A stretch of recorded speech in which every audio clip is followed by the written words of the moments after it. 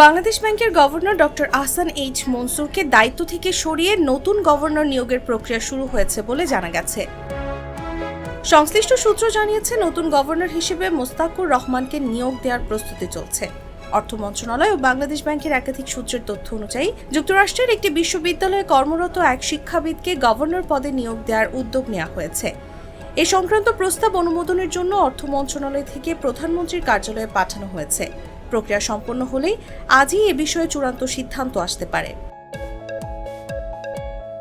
এদিকে পদ থেকে সরিয়ে দেওয়ার গুঞ্জন ছড়িয়ে পড়ার পর বর্তমান গভর্নর ডক্টর আহসান এইচ মনসুরকে বাংলাদেশ ব্যাংক থেকে বের হতে দেখা যায়।